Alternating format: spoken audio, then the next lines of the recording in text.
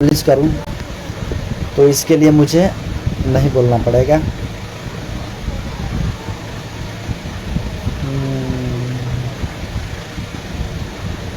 Hello भाई, आपका घर कहाँ है? आप बहुत अच्छा वीडियो बनाते हैं, हम भी आपके जैसा ही आवाज़ उठाते हैं। बिल्कुल भाई साहब, आवाज़ उठाना एक बहुत बड़ी नीडर इंसानों की काम होती है।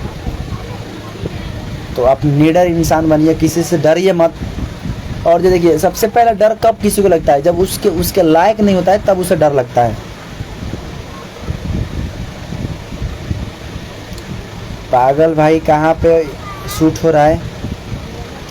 देखिए, डर किसे लगता है कि अगर किसी से हम बात भी करते हैं तो उसके लेवल पे नहीं होता है, उसके जैसा हमारे पास माइंड मैनेज नहीं होता है, माइंड नॉलेज नहीं होता है, जिसकी वजह से हम क्या होते हैं, पीछे हो जाते हैं, नहीं बोल पाते हैं। तो कहीं ना कहीं आप पढ़ेंगे, उसके बारे में जानेंगे।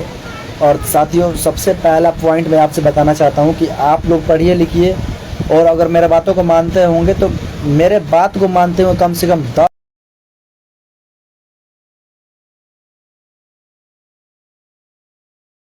को लोग लॉ के पढ़ाई कीजिए और वकील बन के मुझे दिखाइए। जो लोग वकील बनेंगे उनका प्रमोशन मैं कोर्ट में, तो मैंने देखा था भाई, अपने समाज के लोगों को मैं खोज रहा था।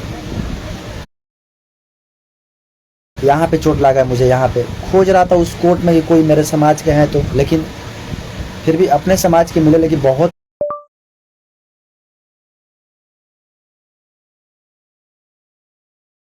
आप सब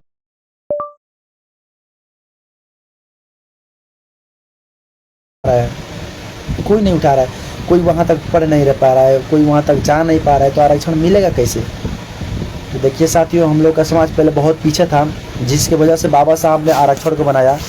कि हमारे समाज में ना ही किसी के पास पैसा था, और ना ही किसी के पास उतना धन दौलत था, ना ही किसी के पास जगह ज़मीन था, और ना ही कोई पढ़ा लिखा ज़्यादा व्यक्ति था कि दूसरे के बराबर कर सके। इसलिए बाबा साहब ने अपने समाजों को हेल्प देने की कोशिश की। हमें हेल्प के तौर पर, हमें आगे बढ़ने के तौर पर हमें एक आरक्षण मिला। उसका भी फ़ायदा हम लोग नहीं उठाते हैं कि उस टाइम बाबा साहब ने सोचा था कि कुछ बच्चे मेहनत अगर थोड़ा सा करेंगे तो थोड़ा सा मेरे तरह आरक्षण देकर उनको सेटल कर दिया जाएगा, लेकिन वैसा नहीं हो रहा है, बिल्कुल नहीं हो रहा है। तो साथियों, आप लोगों से हाथ जोड़ कर रिक्वेस्ट है कि आप लोग अधिकतर कोशिश कीजिए कि आप लोग लॉ के पढ़ाई कीजिए, एडवोकेट बनिए, वकील बनिए, जज बनिए, मुंशी बनिए, लेकिन कोर्ट कचहरी का काम कीजिए। क्योंकि दोस्तों, उसमें बहुत सारे अपने समाज के लोगों को घसीटा जाता है, फेंका जाता है, छीटा जाता है। आजकल जितने भी न्यूज़ देख रहे हैं आप, सब फॉरवर्डर के बारे में आता है। उन पर कोई आवाज़ नहीं उठाता, आवाज़ उठता भी है तो पुलिस प्रशासन उसे कुछ नहीं करती है। क्यों?